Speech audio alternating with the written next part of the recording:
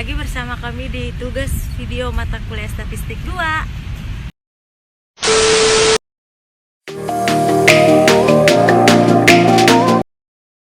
Perkenalkan, nama saya Maria Claudia dengan NPM 21612010033550. Saya Lucia Angelina Moy dengan NPM 21612010003349.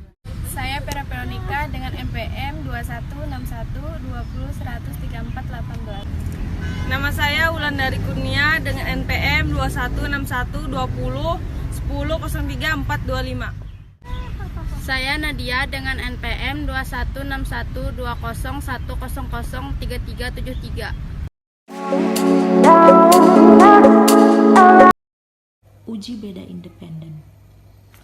Uji beda t-test digunakan untuk menentukan apakah dua sampel yang tidak berhubungan memiliki nilai rata-rata yang berbeda.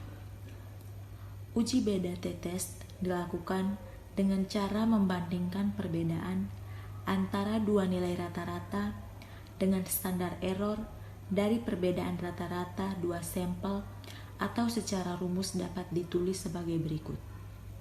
T sama dengan rata-rata sampel pertama dikali rata-rata sampel kedua standar error perbedaan rata-rata kedua sampel. Standar error perbedaan dalam nilai rata-rata terdistribusi secara normal. Jadi, tujuan uji beda t-test adalah membandingkan rata-rata dua grup yang tidak berhubungan satu dengan yang lain.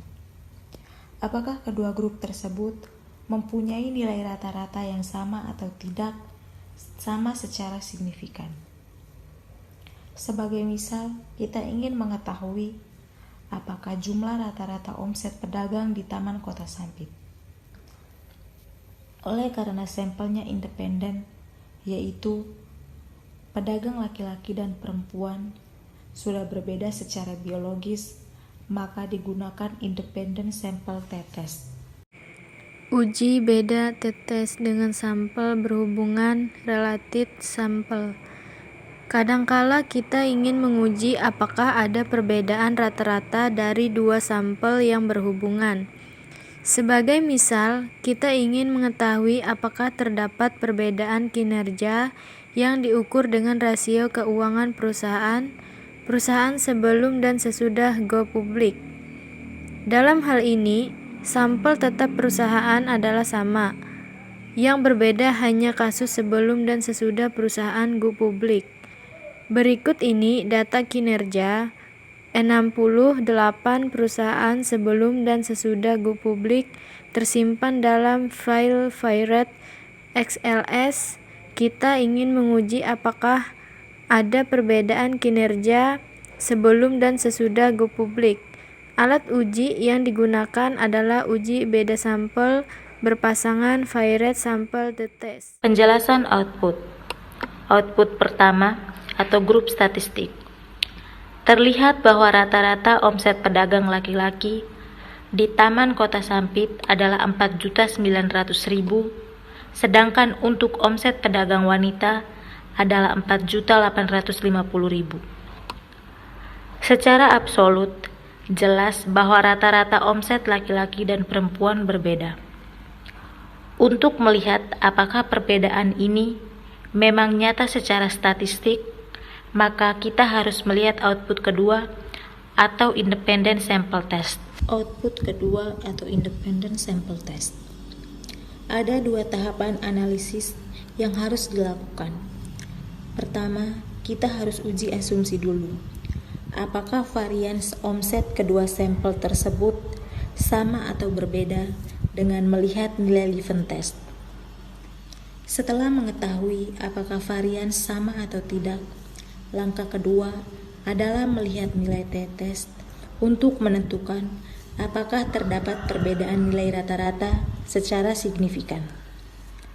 Mengetahui apakah varians populasi identik atau tidak dengan hipotesis berikut. Pengambilan keputusan dilakukan dengan dua ketentuan. Yang pertama A, jika probabilitas lebih besar 0,05, maka H0 tidak dapat ditolak, jadi varian sama.